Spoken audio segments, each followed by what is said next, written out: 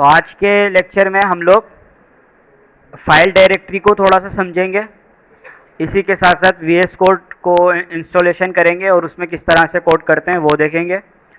वो तीसरी चीज़ multi page websites किस तरह से बनती हैं उन्हें थोड़ा सा एक्सप्लोर करेंगे। तो सबसे पहले वीएस कोड क्या है। वीएस कोड एक कोड एडिटर है।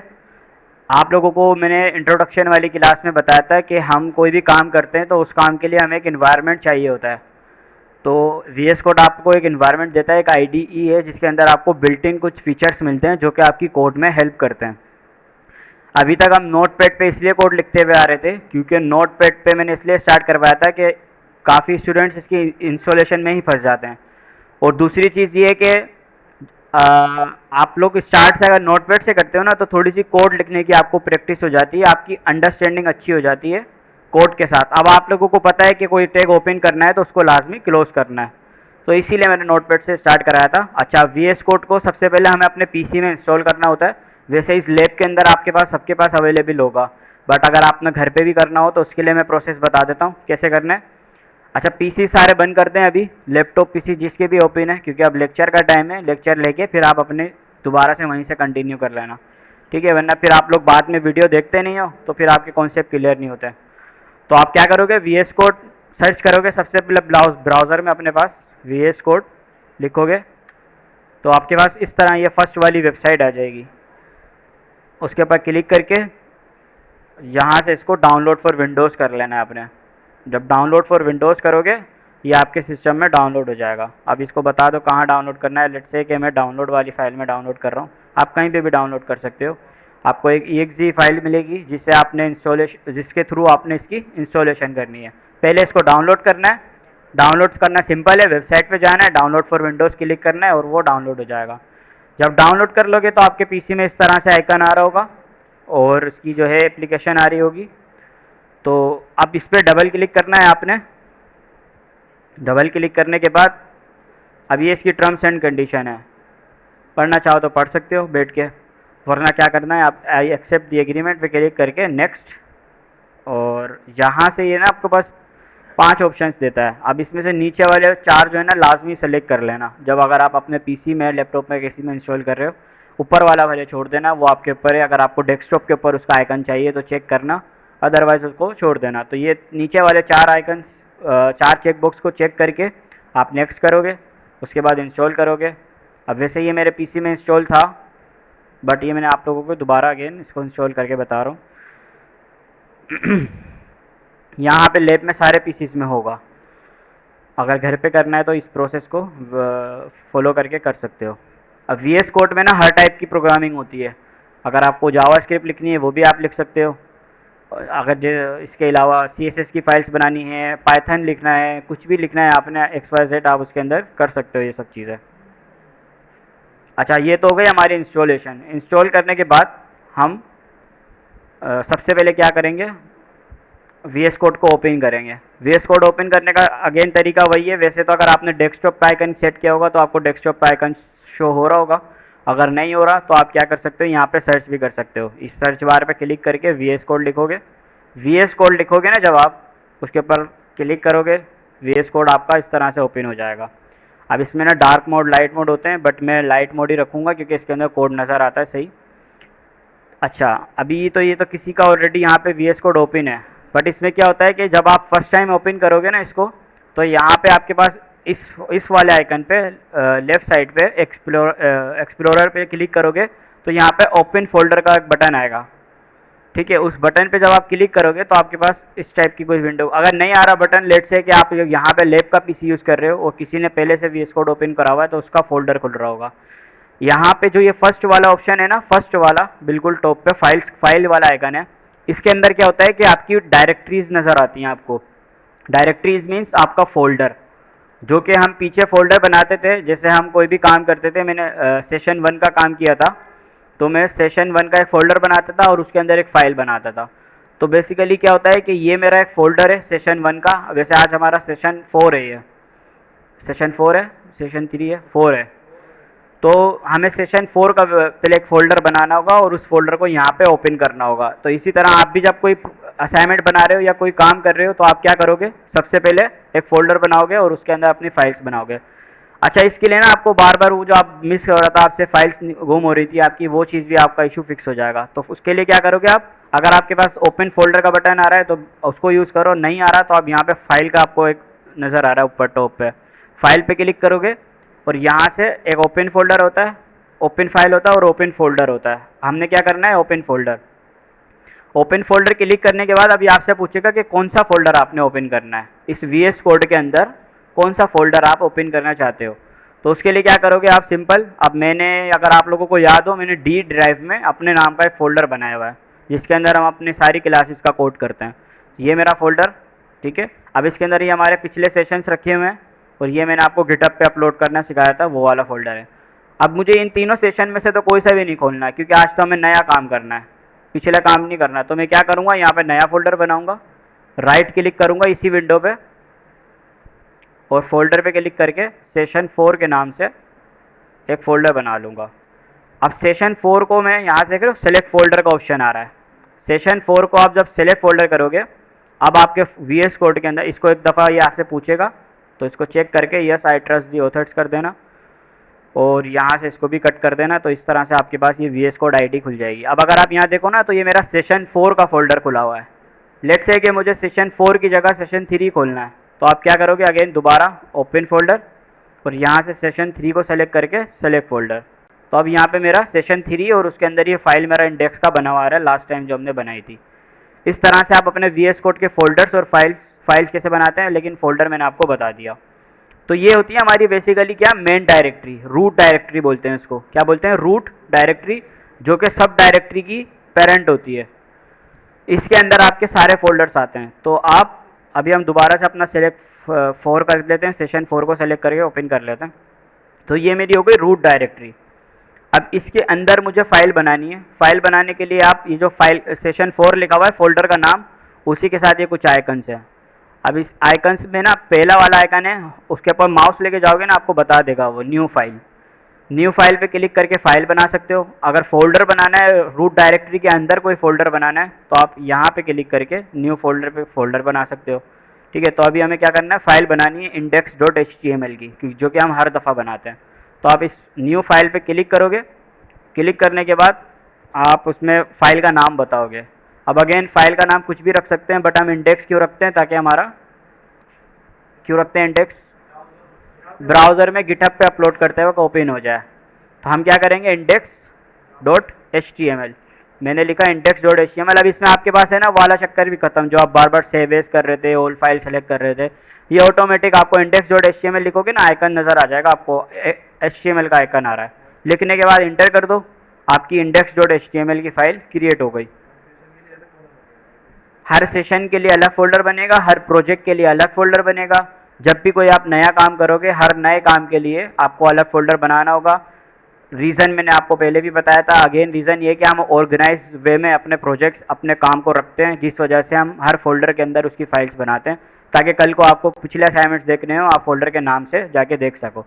अब अगर मुझे देखना है कि मुझे सेशन 2 में मैंने क्या पढ़ाया था, तो मुझे फाइलें ढूंढने की ज़रूरत नहीं है, मेरे पास ऑलरेडी डायरेक्टरी जो है ना ऑर्गेनाइज है, मैं डायरेक्ट उस डायरेक्टरी में जाऊँगा और अपना कोड एक्सेस कर लूँगा।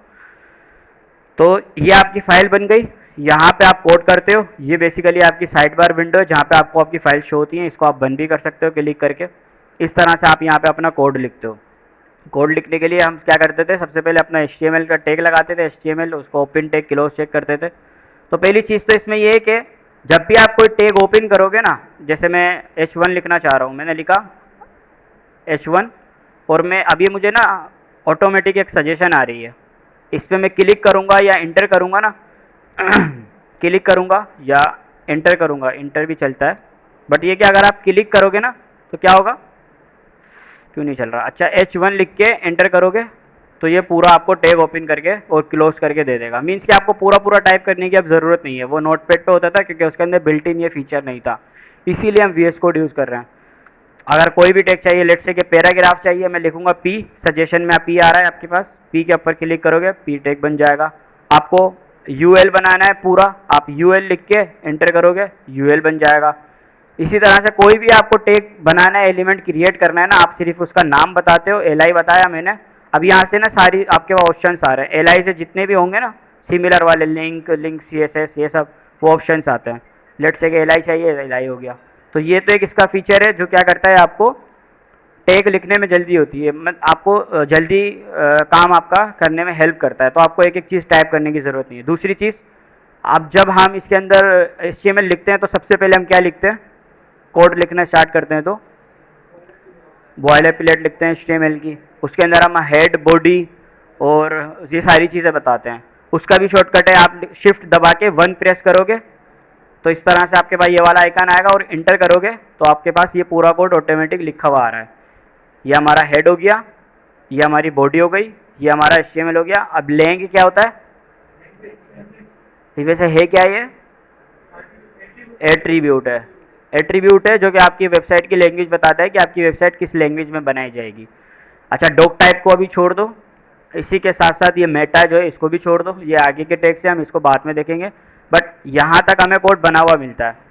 और मैं टाइटल में कोई भी देख सकता हूँ, सेशन 4 लिख दिया मैंने, उसके बाद मैं इंटर कर बॉडी के अंदर हम अपना हमेशा कोड लिखना स्टार्ट करते हैं। तो आपको एक बिल्ट इन पूरी की पूरी बॉयलर प्लेट मिल गई। अगेन कैसे आई है ये बॉयलर प्लेट, आप सिंपल शिफ्ट दबा के 1 दबाओगे और इंटर करोगे। अगर इंटर नहीं भी कर रहे आप सिर्फ शिफ्ट दबा के 1 दबा के इसके ऊपर माउस ले जाके क्लिक करोगे तब भी आपके पास ये पूरी बॉयलर प्लेट बनी हुई आ जाएगी। उसके बाद आप अपना टाइटल चेंज करोगे, जो भी आप काम कर रहे हो असाइनमेंट कर रहे हो उसका टाइटल बना के उसके बाद हम बॉडी में आ जाएंगे। अब ये मैंने आपको इसके फ़ायदे बताए, एक तो ये कि आपको कोड लिखने में जल्दी करता है क्योंकि आपको बनी बनाई चीज़ें आप सिर्फ नाम बताते हो ऑटोमेटिक पूरा देता है। इसी के साथ साथ कोड फॉर्मेटिंग में भी अच्छा है ये। लेट्स से कि अगर मैंने यूएल बनाया, यूएल के अंदर जब मैं एल लिख रहा हूँ तो आप देख रहे हो ऑटोमेटिक यहाँ पे स्पेस बना हुआ आ रहा है, हमें वो स्पेस देना नहीं पड़ रहा टेप दबा के। तो मैं जितने भी एल बनाता जाऊँगा ये मेरे पास ऑटोमेटिक अंदर आएगा। अब लेट्स से कि मुझे एल के अंदर कोई आइटम बनाना है, एक स्पेन बनाना है, तो अब एल के अंदर ऑटोमेटिक स्पेस के साथ स्पेन आ रहा है, तो कोड की रीडेबिलिटी ऑटोमेटिक बढ़ जाती है। अब लास्ट क्लास नोट पैड में मैं ये सब चीज़ें आपसे इसलिए करवा रहा था ताकि आपकी अंडरस्टैंडिंग बढ़ जाए, आगे चल के चीज़ें ईजी हो जाती हैं, सिर्फ उन्हें सीखना मुश्किल होता है। इसी तरह से आगे जब हम एक चीज़ आपको कोई मुश्किल लगेगी तो सीखने के बाद आगे उसके लिए आसानियाँ हैं। ठीक है, तो ये तो VS कोड का इंट्रोडक्शन था। अब वैसे हमारा लेक्चर क्या है आज का, हम पढ़ रहे हैं मल्टी वेबसाइट्स के बारे में। इसी के साथ साथ एक चीज़ और बता देता हूँ मैं इसमें। लेट्स से कि आपने इसको रन करना है, इस फाइल को मैंने इसमें लिखा H1 हेलो हेलो वर्ल्ड मैंने लिखा। अब इस फाइल को रन करना है तो पहले हम क्या करते थे, फाइल का पाथ बताते थे या जिस डायरेक्टरी में ये फाइल रखी हुई होती थी उस डायरेक्टरी को हम जाके फाइल के ऊपर डबल क्लिक करते थे। पहले क्या तरीका था हमारा, कुछ इस तरह से था, डी ड्राइव में, और डी ड्राइव में जाने के बाद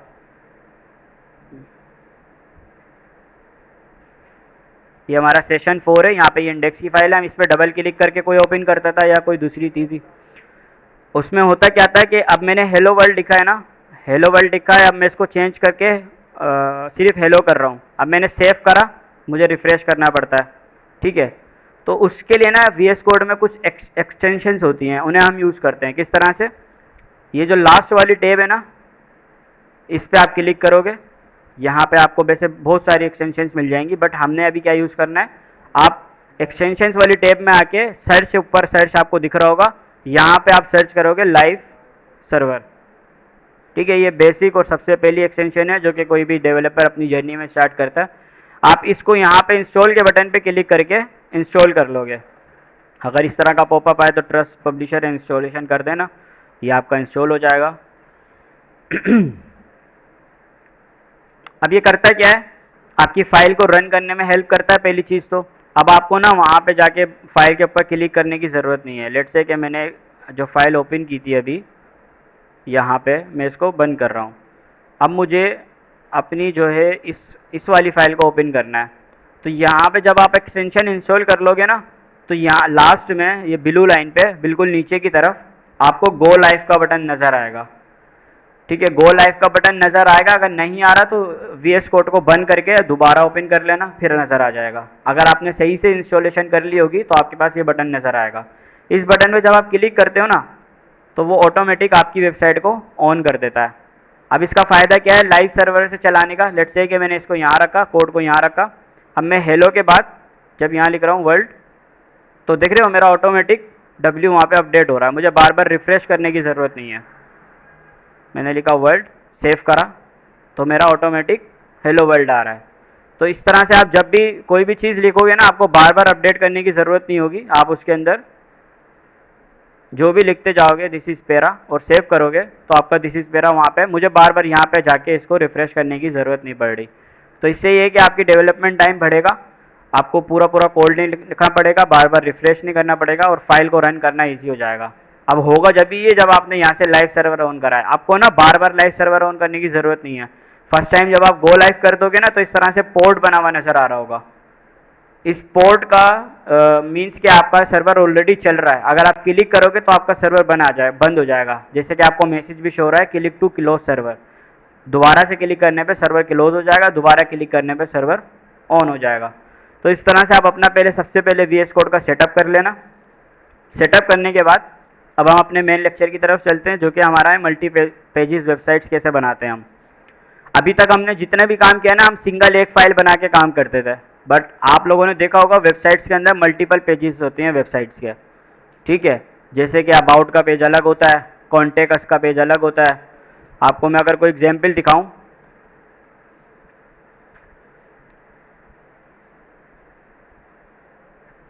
विकीपीडिया लिखोगे या कोई भी वेबसाइट खोल लो, उसके अंदर मल्टीपल पेजेस होते हैं।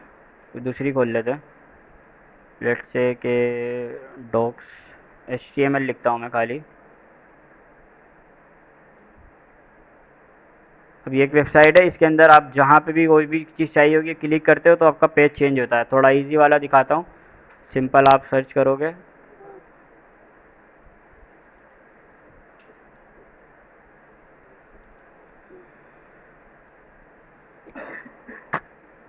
ठीक है। अब ये एक पोर्टफोलियो है जो कि मेरा पोर्टफोलियो है। अब इसके अंदर अगर आप लोग देखोगे ना, तो ये भी एक मेरा इंडेक्स डॉट पेज का पेज बना हुआ है, जो कि मेरा क्या है, लैंडिंग पेज है, सही है। अब इसी के अंदर मुझे मल्टीपल पेजेस में आपको समझाना चाह रहा हूँ। तो यहाँ पे ऊपर देखो, अभी डोमेन में लिखा हुआ है hammadshami.com, ठीक है। अब अगर मैं अबाउट के पेज पे जाता हूँ तो ये /about करके एक मेरा पेज, नया पेज ओपन हो रहा है।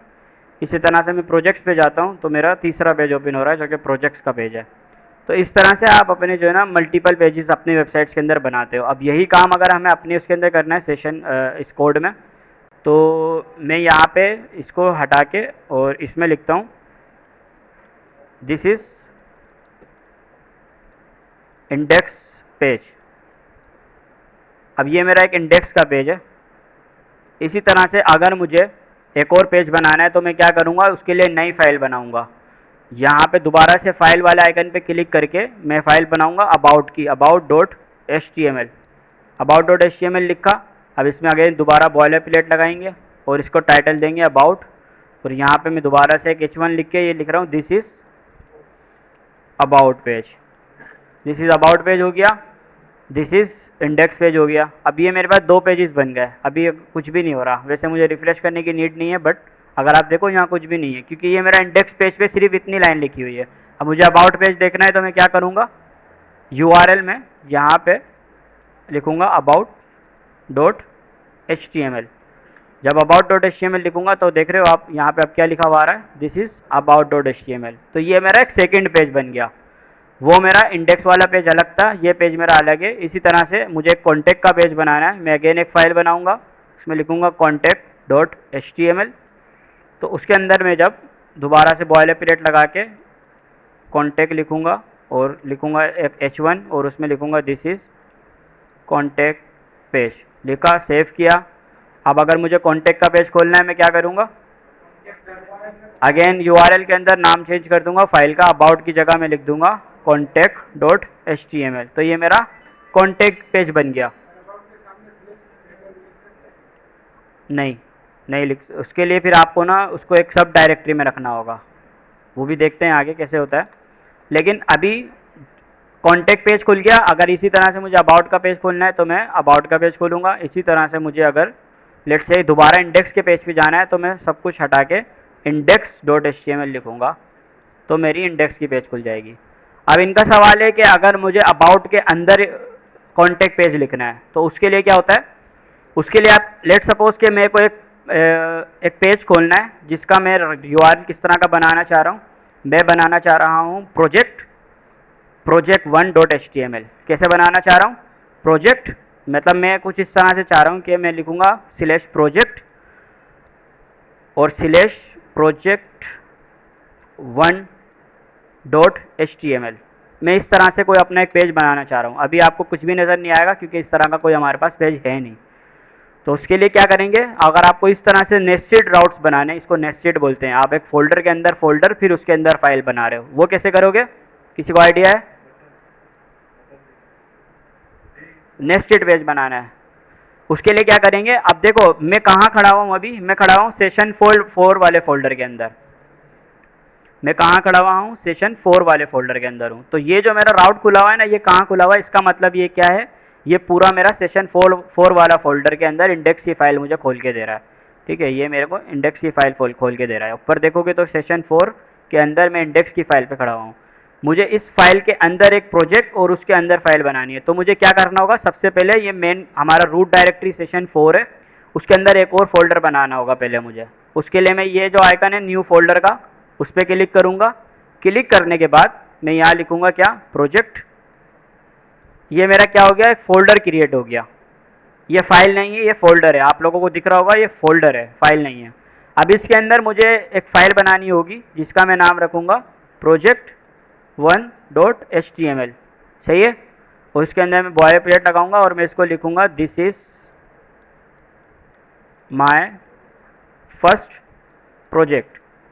सही है, this is my first project. अब इस पेज को ओपन करना है तो जो मैं यूआरएल पहले लिख रहा था, अब मुझे पूरा पाथ बताना होता है। बेसिकली क्या बताना होता है? पाथ, इसका यूआरएल बताना होता है कंप्लीट। उसके लिए मैं पहले स्लैश प्रोजेक्ट्स के अंदर मेरे पास क्या है? प्रोजेक्ट 1.html जब लिखूंगा तो मेरे पास अब वो पेज ओपन हो जाएगा। समझ गए? इसी तरह से अगर आपको मजीद इसके अंदर और फोल्डर बनाने हैं वो भी बना सकते हो। आप नेस्टेड फोल्डर बनाते जाओ फाइल्स को, इस तरह से आप एक्सेस कर सकते हो।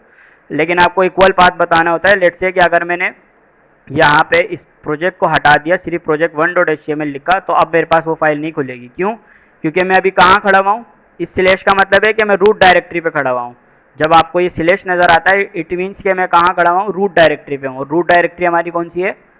सेशन 4। ये बहुत इंपॉर्टेंट है डायरेक्टरी को समझना, तो थोड़ा सा ध्यान से सुन लो। कोई भी कन्फ्यूजन है आप पूछ लो, अभी के अभी क्लियर करो चीज़ों को। तो ये हम मैं स्लैश का मतलब है मैं रूट डायरेक्टरी पे खड़ा हुआ हूँ और रूट डायरेक्टरी मेरी सेशन 4 है। अब अगर आप सेशन 4 में देखो ना तो इस नाम की कोई फाइल ही नहीं है, प्रोजेक्ट 1 नाम की फाइल। प्रोजेक्ट 1 तो किसके अंदर पड़ा हुआ है? प्रोजेक्ट के अंदर पड़ा हुआ है। सही है। तो इसीलिए पहले मुझे रूट डायरेक्टरी से प्रोजेक्ट फोल्डर में जाना होगा और उसके बाद मैं अपनी फाइल का नाम बताऊंगा और फिर मेरे पास वो फाइल एक्सेस हो जाएगी। यहाँ तक क्लियर है सबको?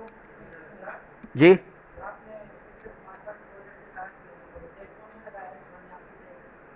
आवाज़ नहीं आ रही है आपकी, थोड़ा तेज़ बोलें, खड़े होके बोलें।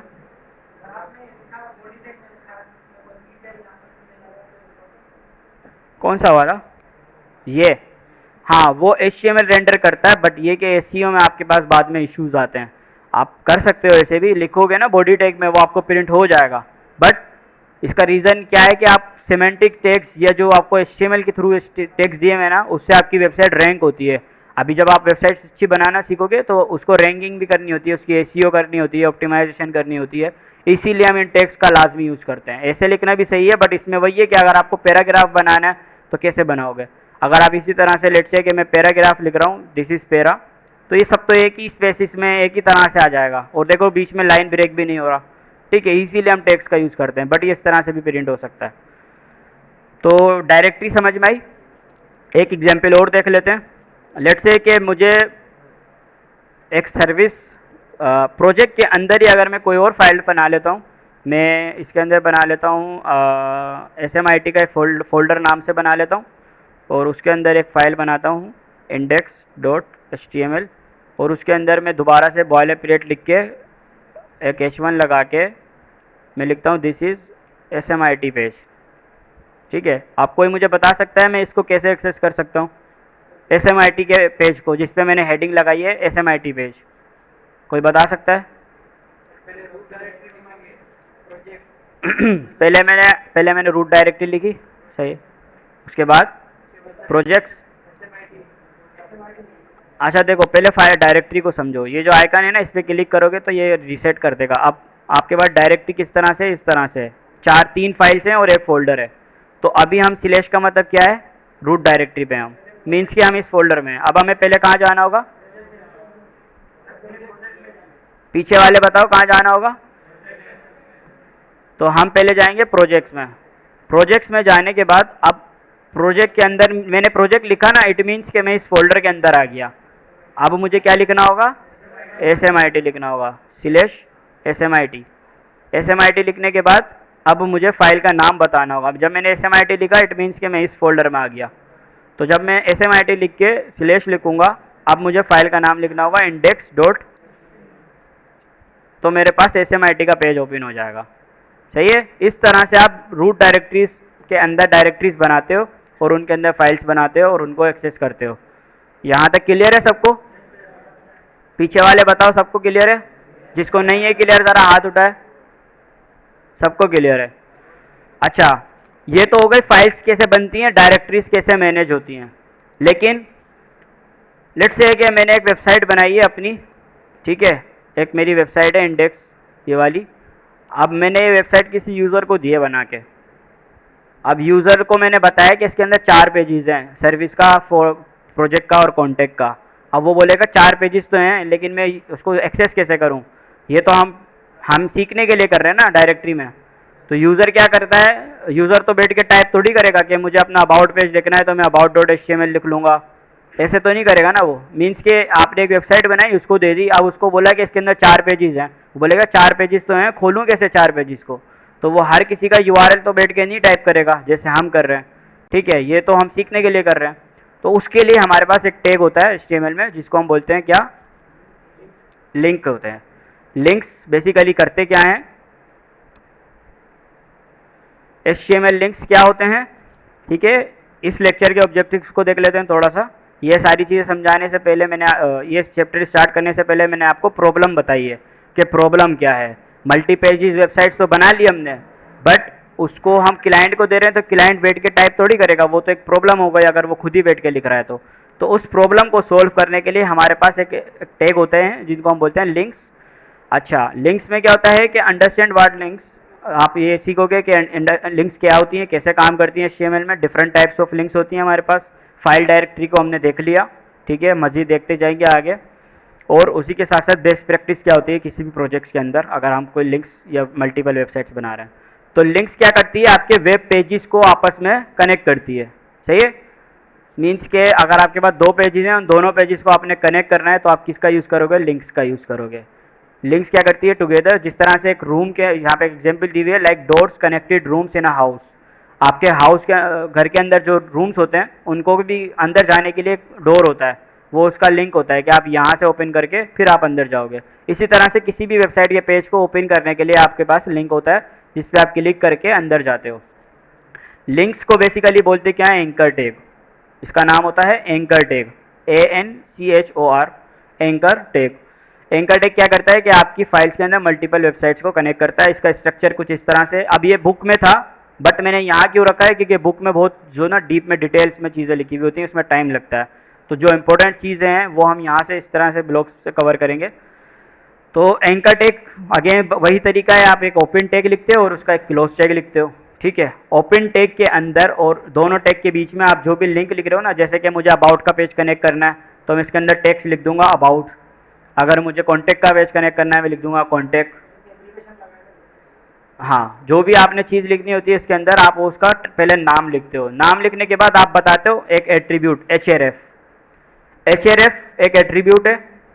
Attribute again external extra information लेके जाता है। अब ये एच के अंदर आप जो भी चीज़ लिखोगे ना वो ब्राउज़र पे आपको शो नहीं होगी, बट ये अपना काम पूरा कर रहा होगा क्योंकि ये एडिशनल इन्फॉर्मेशन है। तो आप एच लिख के इक्वल के साइन लगा के, जिस तरह से हम एट्रीब्यूट और उसकी वैल्यू को पास करते हैं, वैल्यू के अंदर आप क्या बताते हो, लिंक्स बताते हो कि आपने ये लिंक इस वेबसाइट से कनेक्ट करनी है। इसको यूज़ करके देखते हैं क्या तरीका है इसका यूज़ करने का। अब अगेन के मैं अभी अपने एक सबसे पहले वाली फाइल पे आता हूँ, इंडेक्स की फाइल पे। अब यहाँ पे मैं जब एक ये मैं हेडिंग लगी रहने देता हूँ, इसके अंदर मैं लिखता हूँ क्या, एंकर टैग। तो मैं ए लिखूँगा और एंटर कर दूँगा। एंटर करने के बाद यहाँ पे ए के बीच में मैं लिखूँगा अबाउट, और अबाउट के बाद अच्छा, अब डायरेक्टरी को समझाया हमने ना कि हमारे पास एक तो सेम लेवल पे फाइल्स होती हैं और एक फोल्डर के अंदर फाइल्स होती हैं, सही है। तो अभी अगर मैं देखूं तो मुझे अबाउट की फाइल को कनेक्ट करना है इसके अंदर। तो अबाउट की फाइल मेरी कहाँ रखी हुई है, कहाँ, सेम लेवल पे रखी हुई है। इंडेक्स फाइल कहाँ है मेरी, रूट डायरेक्टरी के अंदर है, सेशन 4 के अंदर। अबाउट कहाँ है मेरी, रूट डायरेक्टरी के अंदर है, उसी के लेवल पे है, जिस लेवल पे इंडेक्स रखी हुई है उसी लेवल पे अबाउट रखी हुई है। तो अगर आपकी सेम होती है ना, फाइल अगर सेम लेवल पे होती है तो आप क्या करते हो, वैसे तो आप डायरेक्ट नाम लिखोगे ना तो भी ये कनेक्ट कर देगा, बट ये किसी इन्वायरमेंट में चलता है, किसी इन्वायरमेंट में नहीं चलता, क्योंकि हमारे प्रोजेक्ट जब हम डिप्लॉय करते हैं ना तो उसकी बिल्ड बनती है, तो उसके बाद कुछ इस तरह की लिंक्स नहीं चलती हैं। तो बेस्ट प्रैक्टिस क्या है, अभी से आप लोग प्रैक्टिस कर लोगे तो आपकी गिटहब में मसले नहीं आएंगे अपलोड करते वक्त। वरना आप बोलोगे सर मैंने पेज तो बनाया है, जब मैं क्लिक कर रहा हूँ तो पेज ओपन नहीं हो रहा। तो बेस्ट प्रैक्टिस क्या है कि अगर आपकी फाइल सेम लेवल पे है ना तो आप डॉट और वन एक दफ़ा स्लैश लगाओगे। क्या लगाओगे, डॉट स्लैश। आपको सजेशन में बताएगा जितनी भी आपकी इस लेवल पे डायरेक्टरी होंगी ना, अब इस लेवल पे मेरे पास 4 डायरेक्टरी हैं जिसमें 3 फाइलें हैं और एक फोल्डर है। तो मुझे अबाउट का पेज कनेक्ट करना है, मैंने लिखा, अब इस पर क्लिक कर दूंगा तो मेरा अबाउट का पेज कनेक्ट हो जाएगा। तो वी एस कोड का एक और फीचर है, आपको सजेशन भी देता है कि अगर कोई फाइल आपको अटैच करनी है उसका सजेशन भी देता है। मेरी अबाउट की फाइल कनेक्ट हो गई। अब अगर आप इसको ब्राउज़र पे देखोगे ना तो कुछ इस तरह से आपको ये, अभी मैं कहाँ खड़ा हूँ, अबाउट के पेज पे खड़ा हूँ, तो मुझे इसको देखने के लिए कहाँ जाना पड़ेगा, इंडेक्स के पेज पे जाना पड़ेगा। तो मेरे पास ये इस तरह से लिंक बना हुआ आ रहा है, ठीक है। मैं इस पर जब क्लिक करूँगा तो मेरा पेज चेंज हो जाएगा, सही है। इस तरह से आप पेजेस बना के उनको कनेक्ट कर सकते हो। तो अभी हमारे पास हमें कितने पेजेस कनेक्ट करने हैं यहाँ पे, लेट्स से कि अबाउट, कॉन्टैक्ट और प्रोजेक्ट, ये पेजेस कनेक्ट करने हैं। उसके लिए मैं क्या करूँगा, उसके लिए मैं क्या करता हूँ, एक लिस्ट बना लेता हूँ। मैंने लिखा यूएल, यूएल के अंदर एल आई, एल आई के अंदर मैंने एंकर टैग बनाया और उसके अंदर मैं सबसे पहले अबाउट का पेज लगा देता हूँ और टेक्स्ट लिख देता हूँ अबाउट। इसी तरह से मैं एक और पेज बना लेता हूँ जिसको मैं बोलता हूँ कॉन्टैक्ट। और अब कॉन्टैक्ट भी मेरा क्योंकि सेम लेवल पे है तो मैं क्या करूँगा, दोबारा से डॉट स्लैश और contact dot H T M L लिखूँगा। तो मेरे दोनों पेज बन जाएंगे, अबाउट भी बन गया, कॉन्टैक्ट भी बन गया। इसी तरह से अगर मुझे एंकर टैग में तीसरा पेज लगाना है जो कि मेरा क्या है, प्रोजेक्ट का फोल्डर है। अब ये मैंने, मुझे इसमें प्रोजेक्ट का पेज कनेक्ट करना है। तो प्रोजेक्ट का पेज अगर आप देखोगे मैंने लिखा डॉट स्लैश, तो मैं सेम डायरेक्टरी पे आ गया। अब मैं दोबारा गया फोल्डर, फोल्डर पे क्लिक करके अब वो मुझे आगे फोल्डर के अंदर की सजेशन दे रहा है, वो मुझे बता रहा है कि अब आप फोल्डर के अंदर आ चुके हो। तो फोल्डर के अंदर आने के बाद मुझे प्रोजेक्ट 1 की फाइल को अटैच करना है। जब मैंने प्रोजेक्ट 1 की फाइल अटैच कर ली तो मेरे पास प्रोजेक्ट की भी एक लिंक बन गई। अब इस पर मैं जब क्लिक करूँगा तो डायरेक्ट मैं मेरे प्रोजेक्ट वाली फाइल के ऊपर आ जाऊँगा। इसी तरह से अगर मुझे अबाउट पे जाना है तो मैं अबाउट पे चला जाऊँगा। सेम इसी तरह से अगर मुझे दोबारा कॉन्टैक्ट के पेज पे जाना है तो मैं कॉन्टैक्ट पे चला जाऊँगा। तो ये तो हो गई हमारी लिंक्स कनेक्ट करना। अब अगेन अगर हमारे पास लास्ट पेज बचा उसको भी कर लेते हैं। वो हमारा पेज क्या था, SMIT पेज था, तो मैंने लिखा SMIT। और SMIT के बाद अब मैं उसका पूरा पाथ बताऊँगा। लेट्स से कि मैंने लिखा dot slash project slash SMIT slash index dot HTML। इस तरह से लिखोगे तो अब मेरा SMIT वाला पेज भी कनेक्ट हो जाएगा। ये मैंने क्लिक किया तो मैं डायरेक्ट SMIT के पेज पे आ रहा हूँ। अब अगर मुझे बैक आना है, दोबारा से पीछे आना है, तो मैं क्या करूँगा, बस ये रिकॉर्डिंग चल रही है तो लेक्चर कंप्लीट हो जाए फिर कर लेंगे, बस होने वाला है, थोड़ा सा रहता है। तो ये मैं SMIT के सारे पेजेस मैंने बनाए और इस तरह से मैंने इनको कनेक्ट कर लिए। लेट्स से कि मुझे अब SMIT के पेज के ऊपर इंडेक्स का पेज कनेक्ट करना है। इस पेज के ऊपर, SMIT के पेज के ऊपर मैं चाहता हूँ कि अब मुझे इससे ना हो मैं डायरेक्ट, बल्कि मैं क्या करूँ, SMIT के पेज के ऊपर ही एक बटन लगा दूँ इंडेक्स का या होम का, जिसके ऊपर मैं क्लिक करूँ तो मैं अपने मेन होम पेज के ऊपर आ जाऊँ। उसका क्या प्रोसेस होता है, उसके लिए आप सबसे पहले उस फाइल में जाते हो, SMIT के इंडेक्स के फाइल के अंदर। इस फाइल के अंदर जाने के बाद अब मुझे दोबारा से यहाँ पे एक एंकर टैग लगाना है और उसका कॉन्टेक्स्ट लिखना है होम। होम लिख लो, इंडेक्स लिख लो, जो भी आपकी मर्जी। अब अगर आप नोट करो ना तो मुझे पीछे जाना है। मुझे कहाँ जाना है, पीछे। पहले हम आगे जा रहे थे, अंदर जा रहे थे डायरेक्टरी में, लेकिन अब हम कहाँ जाएंगे, पीछे जाएंगे। तो मैं लिखूंगा डॉट स्लैश, अगर मैं लिखूंगा तो मुझे सिर्फ इंडेक्स का आइकन दे रहा है ये, क्योंकि मैं डॉट स्लैश का क्या मतलब होता है कि आप जिस फाइल में, आपकी ये फाइल है ना, जिस फाइल में आप काम कर रहे हो, उसकी करंट डायरेक्टरी, तो उसकी करंट डायरेक्टरी मीन्स कि मैं अभी SMIT के फोल्डर के अंदर हूँ, मुझे पीछे जाना है, तो मैं क्या करूँगा, एक की जगह 2 दफ़ा डॉट लगाऊंगा, डॉट डॉट स्लैश, तो अब मैं एक डायरेक्टरी पीछे आ गया। बट यहाँ पे भी मुझे इंडेक्स की फाइल नहीं नज़र आ रही, क्योंकि SMIT फोल्डर किसके अंदर था, प्रोजेक्ट के अंदर था।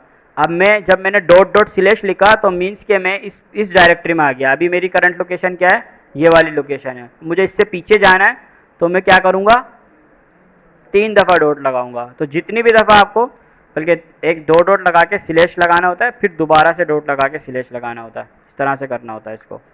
तो अब मैं डॉट डॉट स्लैश करके मैं ये आ गया प्रोजेक्ट में, उसके बाद दोबारा से डॉट डॉट स्लैश करके मैं आ गया कहाँ पे, अपनी इस डायरेक्टरी में, और ये इंडेक्स की फाइल आ गई। अब ये अगर आपको अभी थोड़ा सा कंफ्यूजिंग हो रही है या समझ में नहीं आ रहा, तो टाइम टू टाइम आपको ये चीज़ अंडरस्टैंडिंग हो जाएगी। बट तरीका क्या होता है कि अगर आपने पीछे जाना है तो आपने डॉट डॉट स्लैश करके पीछे जाना है, और अगर आगे आना है तो डॉट स्लैश, फिर फोल्डर का नाम, फिर फोल्डर का नाम, फिर फोल्डर का नाम। हाँ, पीछे जाने के लिए 2 दफ़ा लगाओगे, और आगे जाने के लिए सिंगल वन स्लैश लगाओगे। तो अब मैंने अपनी इंडेक्स की फाइल के SMIT के पेज के ऊपर अपनी इंडेक्स फाइल को लिंक कर दिया, जिस पे मैं क्लिक कर रहा हूँ, तो ये मेरे पास, ठीक है। तो हमारे पास जो लिंक्स होती है ना, बेसिकली उसके 2 पार्ट्स होते हैं। वैसे तो टाइप्स बहुत सारी हैं, एक होता है एब्सोल्यूट यूआरएल और एक होता है रिलेटिव यूआरएल। अब रिलेटिव यूआरएल जो अभी हम सीख रहे थे कि आपकी वेबसाइट के अंदर ही मल्टीपल पेजेस बने हुए हैं, और उन पेजेस में आप अपने पेजेस को आपस में कनेक्ट कर रहे हो, तो उसको तो हम बोलते हैं क्या, रिलेटिव यूआरएल्स। क्या बोलते हैं, रिलेटिव यूआरएल। ये MCQs में सवाल आएगा, याद रख लो।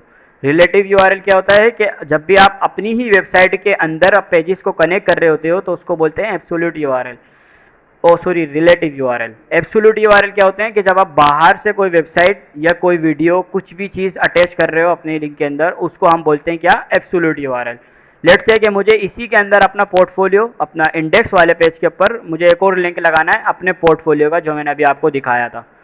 उसके लिए क्या होता है कि मैं दोबारा से अपनी इंडेक्स की फाइल में आऊँगा, और यहाँ पे मैं एक और एंकर टैग लगाऊंगा, और यहाँ पे मैं टेक्स्ट लिखूंगा क्या, पोर्टफोलियो, क्योंकि मुझे अपना पोर्टफोलियो अटैच करना है। पोर्टफोलियो अटैच करने के बाद अब मैं अपने यहाँ पे पोर्टफोलियो के लिंक दूंगा। अब लिंक वैसे मुझे याद है, अगर आप कोई नई वेबसाइट ला रहे हो तो आप, ये लिंक होता है इसका, इसके ऊपर क्लिक करके इस लिंक को कंप्लीट सेलेक्ट करके कॉपी कर लो और यहाँ पे पेस्ट कर दो, सिंपल है। तो ये वाला इजी होता है, इसमें कोई इतना है नहीं फाइल वगैरह का। अब मेरा पोर्टफोलियो का लिंक बन गया, जब भी मैं इस पर क्लिक करूँगा तो मैं अपने पोर्टफोलियो पे आ जाऊँगा। सही है, इस तरह से आप एब्सोल्यूट यूआरएल लगा के एक्सटर्नल वेबसाइट्स को भी अपनी वेबसाइट के अंदर लिंक कर सकते हो। अच्छा, आपने एक बात नोट की है कि मैं जब भी कोई पेज खोलता हूँ ना, तो मेरा ये वाला पेज गायब हो जाता है। लेट्स से कि मैं इंडेक्स के पेज पे हूँ, मैं अबाउट के पेज पे आना चाह रहा हूँ, तो मेरा इंडेक्स का पेज मिस हो गया, लेकिन मैं चाहता हूँ कि मेरा इंडेक्स का पेज भी खुला रहे, या इंडेक्स को छोड़ते हैं। लेट्स से कि मैं चाह रहा हूँ कि मेरा पोर्टफोलियो भी खुला रहे, मेरी वेबसाइट भी गुम ना हो। अभी अगर मैं पोर्टफोलियो खोलता हूँ ना, तो मेरा मेन हमारी वेबसाइट गुम हो जाती है, जो कि हम अभी बना रहे हैं। उस चीज़ को हल करने के लिए क्या होता है कि आपके पास लिंक्स के अंदर ही एक चीज़ होती है जिसको हम बोलते हैं ओपन इन न्यू टैब। ये वाला open in new tab, open links in new browser tab. उसके अंदर क्या होता है कि आप टारगेट ब्लैंक एक एट्रीब्यूट पास करते हो, जिससे आपकी पेज जो खुलता है ना, वो नई डायरेक्टरी में, नई नई टैब में खुलता है। लेट्स से कि मैंने अपना पोर्टफोलियो इसी पेज में नहीं खोलना, तो मैं क्या लिखूंगा, टारगेट, और उसकी वैल्यू को पास कर दूंगा हाइफन बिल। अच्छा, अब ये देखो एट्रीब्यूट्स की सजेशंस भी देता है VS कोड के अंदर। तो आप टारगेट की वैल्यू को लिखोगे, लिखने के बाद अब ये पोर्टफोलियो पे जब मैं क्लिक करूंगा, तो आप देख रहे हो मेरा सेशन 4 गायब नहीं हुआ, पहले गायब हो रहा था, लेकिन अब टारगेट मैंने ब्लैंक यूज़ किया है, तो मेरा पोर्टफोलियो नई टैब में खुल रहा है। तो इस तरह से आप अपनी, अगर कोई नई टैब के अंदर वेबसाइट को खोलना है या कोई पेज को नए टैब में खोलना है, तो आप टारगेट ब्लैंक का यूज़ करके कर सकते हो। तो इसके अंदर लिंक्स में हमारे पास relative URL, absolute URL cover होगा। इसी के साथ साथ ईमेल्स और फ़ोन के लिए भी होता है। अगर आपको क्लिक के ऊपर किसी का ईमेल ओपन कराना है, उसके लिए क्या होता है कि आप इसी तरह से पूरा इसको यूज़ करते हैं, कॉपी करके। एक और मैं लिंक बनाता हूँ, यहाँ पे पेस्ट करता हूँ। अब ये ईमेल के अंदर आपने यहाँ पे टेक्स्ट बताया सेंड ईमेल। ईमेल के अंदर थोड़ा सा फॉर्मेट चेंज होता है। ईमेल के अंदर आप डायरेक्ट लिंक नहीं देते हैं, बल्कि आप पहले क्या बताते हैं, मेल टू। मेल टू का मतलब कि किसके मेल के ऊपर ये जाएगा। लेट्स से कि मैं अपना एक ईमेल अटैच करना चाह रहा हूँ इसके अंदर, तो यहाँ पे तो मैं अपना ईमेल लिख दूंगा कि ईमेल मैंने लिख दिया, ठीक है, ये मेरा ईमेल मैंने अपना दिया हुआ है। अब मुझे इसमें अपना ईमेल लिखना है ना, तो पहले मैं लिखूंगा मेल टू हाई ये कोलन लगाऊंगा और अपना ईमेल बता दूंगा। अब मेरा ईमेल जो भी होगा example.com, ठीक है, ये मैंने अपना ईमेल यहाँ पे लिख दिया। तो मेल टू के बाद जब जिसका भी ईमेल लिखोगे उससे होगा क्या कि अब मैं जब ईमेल पे क्लिक करूँगा तो ये मेरे पास ईमेल खोल रहा है। ठीक है, ये मुझे बोल रहा है कि आपने ईमेल कौन सी विंडो में खोलना है, माइक्रोसॉफ्ट में खोलना है, गूगल क्रोम में खोलना है या आउटलुक में खोलना है। तो ये मुझसे पूछ रहा है, जिस पे भी मैं क्लिक करूँगा वहाँ पे मैं उसके पास ईमेल पे चला जाऊँगा। ठीक है, अब वो अगेन मुझे साइन इन वगैरह कराएगा। ये मोस्टली हेल्पफुल होता है मोबाइल्स के लिए। तो इस तरह से आप अपने ईमेल को अटैच कर सकते हो मेल टू का वर्ड यूज़ करके। ये याद रखना, बिना मेल टू के नहीं होगा। अगर मैं मेल टू को हटा देता हूँ तो अब क्लिक करता हूँ तो वो पेज बना देगा उसको। तो ईमेल बनाने के लिए आपने मेल टू लाजमी अटैच करना है। सेम फॉर्मेट फ़ोन का है। अगर आपने मोबाइल फ़ोन कनेक्ट करना है तो मोबाइल फ़ोन के लिए मेल टू की जगह पे क्या होता है, टेल होता है, TEL। TEL लिखते हो, टेल, टेलीफोन का शॉर्ट फॉर्म। उसके बाद कॉलन लगाते हो और उसके बाद आगे आप उसका नंबर बताते हो सीक्वेंस में। अब यहाँ पे आप जो भी नंबर बताओगे ना तो उसके ऊपर क्लिक करने पे क्या होगा, उस नंबर पे, अब मेरे पास मोबाइल नहीं है वैसे, ये मोबाइल क्या करता है कि आपको डायरेक्ट उसके डायलर पे ले जाता है और आपको कॉल करने का वो आ जाता है। मीन्स के जो हमारा डायलर होता है मोबाइल के अंदर जहाँ से हम कॉल करते हैं, आप क्लिक करोगे तो आपको डायलर में वो नंबर ओपन कर देगा और वो आप कॉल का वो आ जाएगा आपके पास ऑप्शन। तो इस तरह से आप अपने फ़ोन कनेक्ट कर सकते हो, ईमेल कनेक्ट कर सकते हो लिंक के साथ साथ एक्सटर्नल वेबसाइट्स को और इनर इनसाइड जो हमारी वेबसाइट के पेजेस हैं उनको कनेक्ट कर सकते हो। इसी के साथ साथ हमारे पास एक और होता है इंटरनल बुकमार्क लिंक। इसका क्या मतलब है, लेट से कि मैंने यहाँ पे एक बड़ा वो बना लिया, एक पैराग्राफ लिखा, उसके अंदर लोरेम। अब ये लोरेम क्या होता है, डमी टेक्स्ट होता है। इसके अंदर आप जितने भी वर्ड लिखोगे ना उतने टेक्स्ट आ जाते हैं, उतने कैरेक्टर्स आपको ये दे देता है।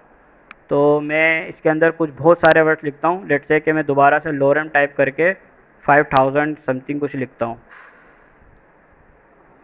मैं लिखता हूँ लोरेम